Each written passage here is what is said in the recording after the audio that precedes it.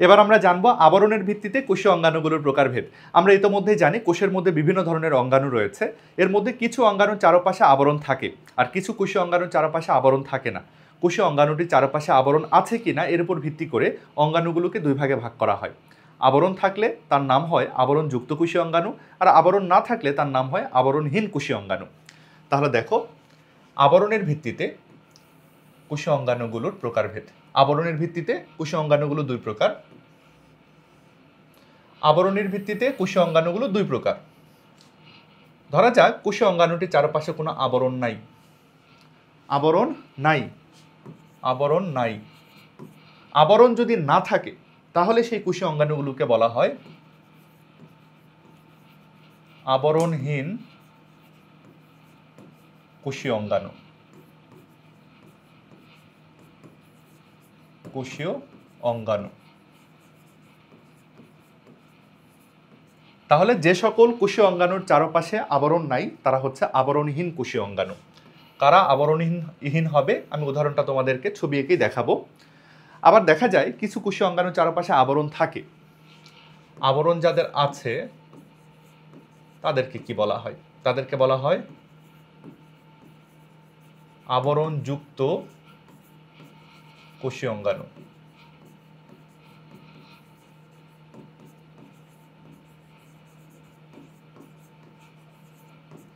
তাহলে আবরণের উপর ভিত্তি করে কোষীয় অঙ্গাণুগুলো দুই প্রকার, আবরণহীন কোষীয় অঙ্গাণু এবং আবরণযুক্ত কোষীয় অঙ্গাণু। আমি একটু ছবি এঁকে তোমাদেরকে দেখাই। ধরা যাক এটা একটা কোষ, ধরা যাক এটা হচ্ছে একটা কোষ। কোষের মধ্যে তো বিভিন্ন ধরনের অঙ্গাণু রয়েছে। কোন অঙ্গাণুগুলোর চারপাশে কোনো আবরণ থাকে না? তোমরা একটা নেমোনিক মনে রাখবে, একটা মনে রাখার ট্রিক মনে রাখবে। মনে রাখার ট্রিকটা অনেকটা এরকম, মামাই সেরা।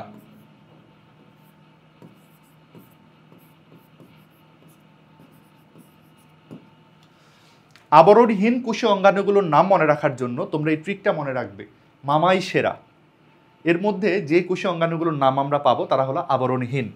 মামাই সেরা বলতে কি কি বোঝানো হচ্ছে একটু দেখো তো। মা থেকে বোঝানো হচ্ছে মাইক্রোটিউবিউল, মাইক্রোটিউবিউল।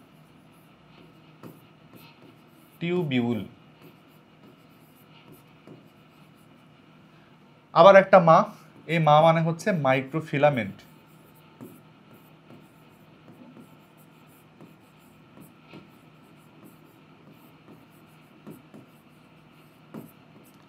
মাইক্রোটিউবিউল এবং মাইক্রোফিলামেন্ট।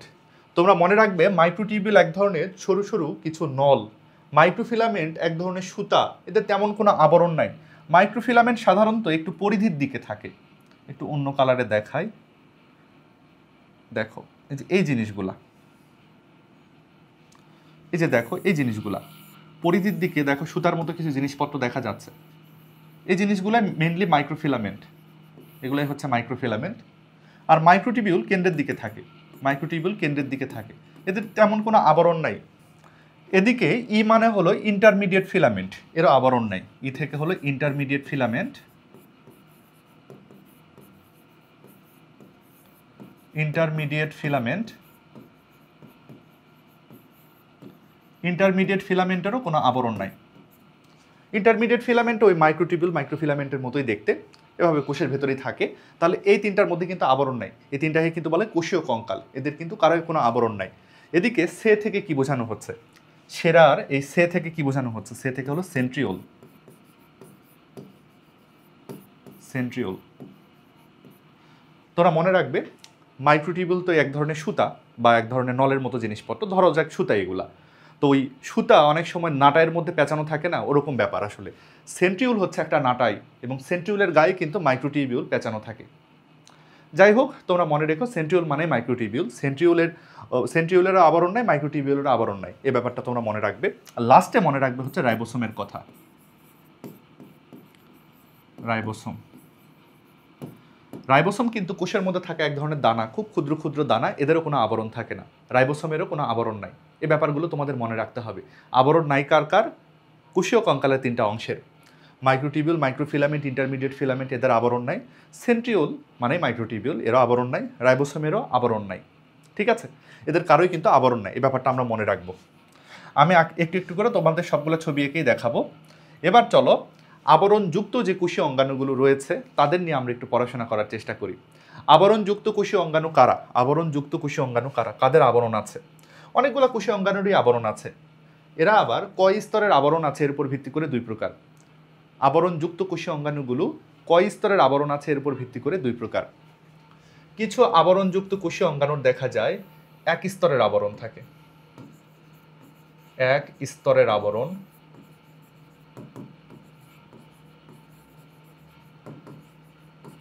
কিছু আবরণযুক্ত কোষীয় অঙ্গাণুর এক স্তরের আবরণ থাকে, আর কিছু আবরণযুক্ত কোষীয় অঙ্গাণুর দ্বিস্তরীয় আবরণ থাকে। দ্বিস্তরীয় আবরণ থাকে। তাহলে কয় স্তরীয় আবরণ আছে এর উপর ভিত্তি করে আবরণযুক্ত কোষীয় অঙ্গাণুগুলো আবার দুই প্রকার হলো, এক স্তরীয় আবরণযুক্ত কোষীয় অঙ্গাণু এবং দ্বিস্তরীয় আবরণযুক্ত কোষীয় অঙ্গাণু। এক স্তরের আবরণ কাদের বেলায় আমরা পাই? কার কার এক স্তরীয় আবরণ আছে? তোমরা কয়েকটা নাম মনে রাখতে পারো। এন্ডোপ্লাজমিক জালিকার কথা তোমরা শুনেছ, এন্ডোপ্লাজমিক রেটিকুলাম যাকে আসলে বলা হয়। তারপরে তোমরা গলজি বস্তুর কথা শুনেছ।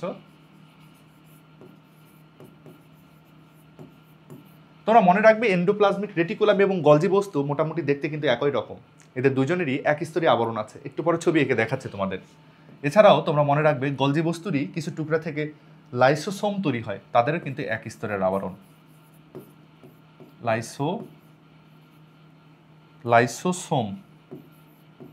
লাইসোসোমেরও এক স্তর আবরণ থাকে। আরেকটা কোষীয় অঙ্গাণুর নাম তোমরা মনে রাখতে পারো, সেটা কোষ গহ্বর। সেটার নাম হচ্ছে কোষের ভেতরে থাকা গহ্বর, কোষ গহ্বর। কোষ গহ্বরেরও কিন্তু এক স্তরীয় আবরণ থাকে। তাহলে দেখো এই কয়টা কোষীয় অঙ্গাণুর কিন্তু এক স্তরীয় আবরণ থাকে। তোমাদেরকে একটু ছবি এঁকে দেখায়। ধরা যাক এটা হলো নিউক্লিয়াস। নিউক্লিয়াসের চারপাশে কিন্তু দ্বিস্তরীয় আবরণ, তোমরা মনে রেখো এই ব্যাপারটা। নিউক্লিয়াসের চারপাশে দ্বিস্তরীয় আবরণ আছে, কিন্তু নিউক্লিয়াস কোনো কোষীয় অঙ্গাণু নয়। নিউক্লিয়াসের চারপাশে দ্বিস্তরীয় আবরণ থাকলেও নিউক্লিয়াস কোনো কোষীয় অঙ্গাণু নয়। তাহলে নিউক্লিয়াস আমাদের প্রথমে বাদ দিতে হবে লিস্ট থেকে। নিউক্লিয়াসের পরে আমরা কি দেখব? আমরা একটু অন্য কোষীয় অঙ্গাণুগুলো বোঝার চেষ্টা করি। আমরা প্রথমে এন্ডোপ্লাজমিক জালিকাটা দেখি। এন্ডোপ্লাজমিক জালিকার অবস্থান নিউক্লিয়াসের ঠিক পাশেই। দেখো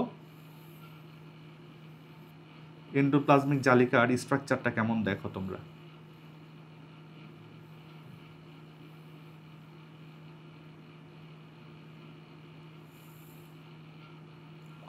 এন্ডোপ্লাজমিক জালিকার স্ট্রাকচারটা কেমন তোমরা দেখো।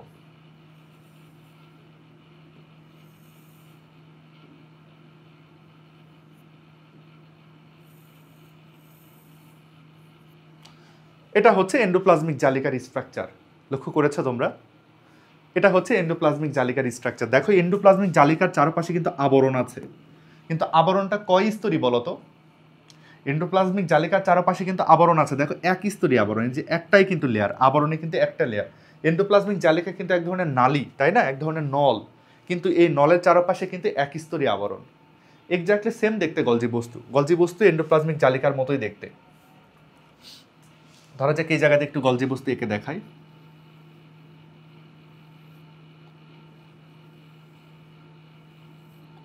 এগুলা হচ্ছে গলজি বস্তু, এগুলা হচ্ছে গলজি বস্তু। গলজি বস্তু এন্ডোপ্লাজমিক জালিকার মতোই দেখতে।